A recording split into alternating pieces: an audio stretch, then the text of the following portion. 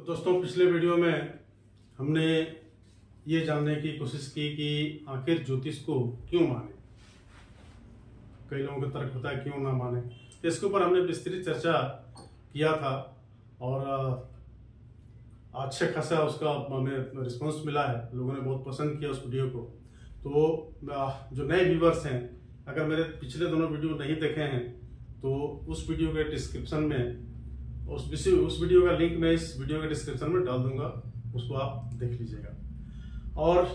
और भी एक रोचक तथ्य के बारे में आज हम जानेंगे जो हमारे विश्वास को पुख्ता करेगा कि हम ज्योतिष को क्यों माने। तो दोस्तों, जिस तरह से पृथ्वी पर हमारा जीवन है, उसी तरह अंतरिक्ष में कुछ तारे हैं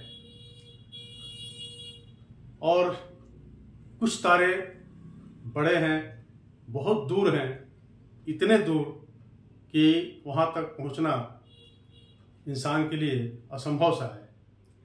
उन्हीं तारों में एक तारा है एंटेरियस।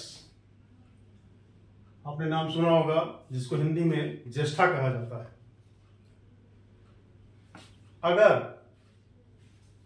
इस एंटेरियस तक, मतलब ज्येष्ठा तारा तक अगर हम पहुंचने की कोशिश करें प्रकाश की गति से भी, प्रकाश की गति आप समझ सकते हैं कि टॉर्च को हम जलाते हैं तो मतलब जलाते ही कितनी दूर तक चला जाता है। अगर उस वेग से, उस स्पीड से भी अगर हम इस तारे तक पहुंचने का प्रयास करें तो लगभग 554.5 प्रकाश वर्ष लग जाएंगे, जो कि एक असंभव सी बात है। तो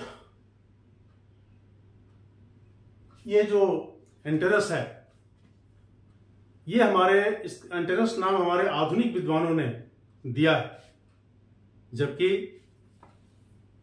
ज्येष्ठा नाम हमारे प्राचीन विद्वानों, जो लाखों करोड़ों वर्ष पहले जिन्होंने ज्योतिष हमें दिया है, उन्होंने इसका नाम पहले ही ज्येष्ठा रख दिया था।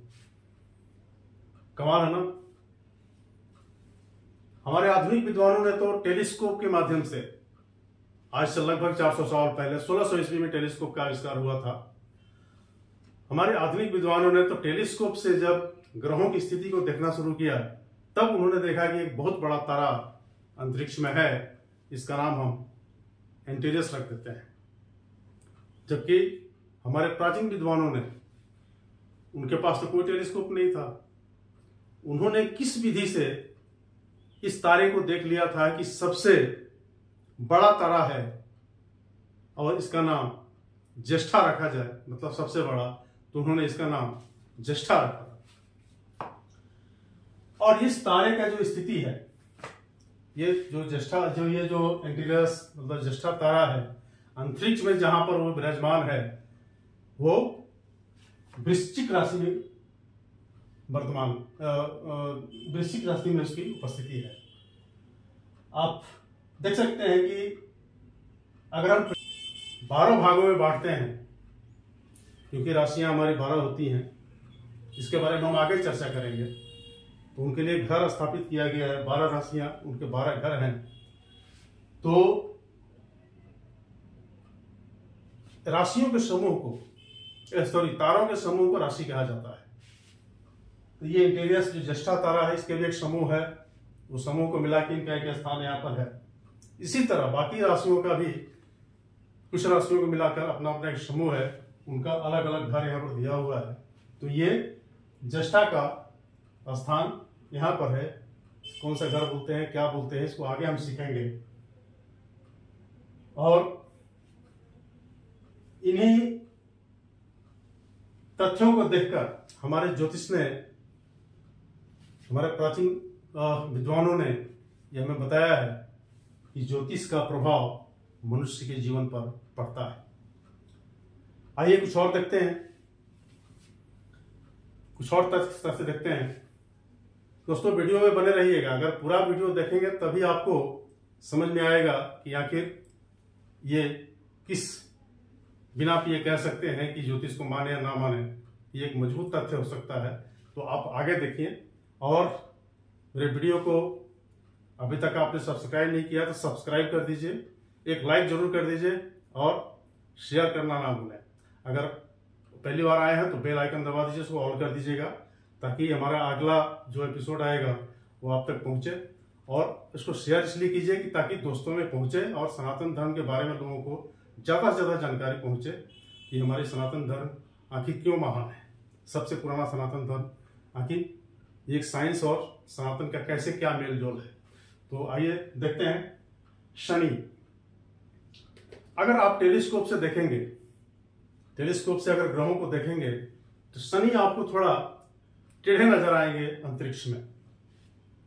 एक कथा है, अगर प्राचीन रामायण आप पढ़ेंगे तो उसमें कथा है कि एक बार शनि महाराज ने रावण के बेटे मेघनाथ के कुंडली में 11वें भाग से 12वें भाग में पैर रख दिया था। तो रावण क्रोधित होकर उनकी एक टांग खराब कर दी थी। खैर ये तो कथा है, अगर रावण में इतना ही प्रभाव होता तो युद्ध में ऐसी बुरी हार नहीं होती। तो इससे ये मान्यता है कि जिन व्यक्तियों की शनि खराब होते हैं तो उनको पैरों से उनका विकार होता है। पैरों में उनके विकार होता है, पैर से कुछ लंगड़े हो सकते हैं, पैर में कुछ जैसे देखते गले घुटने वगैरह खराब होते हैं, तो पैरों का विकार शनि से माना गया है। सूर्य, सूर्य को पिता कहा गया है। ये ज्योतिष हमें बताती है कि सूर्य से ही बाकी ग्रह निकले हैं थोड़े थोड़े करके, इसलिए सूर्य का स्थान, पिता का स्थान रखा गया है। गुरु, अगर आप टेलीस्कोप से देखेंगे तो गुरु जो है जुपिटर आपको पीले रंग का अंतरिक्ष में नजर आएगा। हम टेलीस्कोप की बात कर रहे हैं दोस्तों, अगर यही चीजें हमारे प्राचीन विद्वानों ने सदियों वर्ष पहले यही चीजें बताई हैं जो बाद में हमारे आधुनिक विद्वानों ने बताई। तो गुरु का स्थान, गुरु का कलर पीला, आप देखते हैं गुरुवार को लोग पीला वस्त्र धारण करते हैं और इनका भारी से भी तुलना किया गया है। गुरु भारी होते हैं। अगर सभी ग्रहों की तुलना एक तराजू पे तौला जाए तो एक एक करके तौला जाए तो गुरु जो जुपिटर है सबसे भारी आते हैं। ये भारी भरकम के रूप में इनको माना गया है। मंगल, ज्योतिष को बुलाते हैं घर दिखाने के लिए तो बोलते हैं मंगल खराब है, घर की मिट्टी लाल है, इस तरह से मान्यता है। और जिनके मंगल खराब होते हैं, मनुष्य के जीवन में क्या प्रभाव पड़ता है, जिनके मंगल खराब होते हैं उनको लाल रंग से जोड़ा गया है, उनके रक्त संबंधी कोई बीमारी होती है, ऐसा ज्योतिष में ये मान्यता है। इन्हीं दूसरे चंद्र, चंद्र की जो चंद्रमा है, अमावस्या के दिन जब फुल मून होती है उस दिन आप देखते हैं, आपने देखा होगा या आप देख सकते हैं, पढ़ सकते हैं कि अमावस्या के दिन धरती पर समुद्र में ज्वार भाटा आता है। बाकी समय हमेशा जो है शांत रहता है समुद्र, लेकिन अमावस्या के दिन ज्वार भाटा आता है। आखिर ये है क्या, क्या चीज है, क्यों इन चीजों से जुड़ा हुआ है ना कमाल का चीज। हमारे ज्योतिषों, हमारे प्राचीन विद्वानों ने हमें क्या दिया है, साइंस उन्हीं की देन है, मैं तो ये कहूंगा। और चंद्रमा की तुलना जो है हमारे मस्तिष्क से मानसिक रूप से तुलना की गई है, जल से तुलना की गई है, इसीलिए जो ज्वार भाटा का जो वर्णन आया। और देखेंगे जो अमावस्या के दिन अगर कोई मानसिक रूप से बीमार व्यक्ति है तो बाकी दिन की अपेक्षा अमावस्या के दिन वो थोड़ा सा उग्र हो जाता है। तो ये सारे तथ्य हैं जिसके बिना पे हम कह सकते हैं कि ज्योतिष मानना, ज्योतिषी गलत हो सकता है, ज्योतिष हमारे जैसे लोग गलत हो सकते हैं, लेकिन ज्योतिष कभी गलत नहीं हो सकता है। आप किसी भी ज्योतिष के पास जाइए, आप सिर्फ अपना जन्म स्थान, डेट ऑफ बर्थ और ये जो टाइम वगैरह बताइए, आपका हर चीज वो बता देंगे और बिल्कुल सटीक और सही बताएंगे जिनको ज्योतिष की जानकारी है। तो क्यों ना ज्योतिष को हम माने, इसलिए मैं ज्योतिष को मानता हूं। दोस्तों वीडियो में बने रहिए। अगला वीडियो में हम मैथ ज्योतिष के बारे में, गणित ज्योतिष के बारे में चर्चा करेंगे। बने रहिए और वीडियो को लाइक जरूर कीजिएगा। Thank you very much. जय हिंद।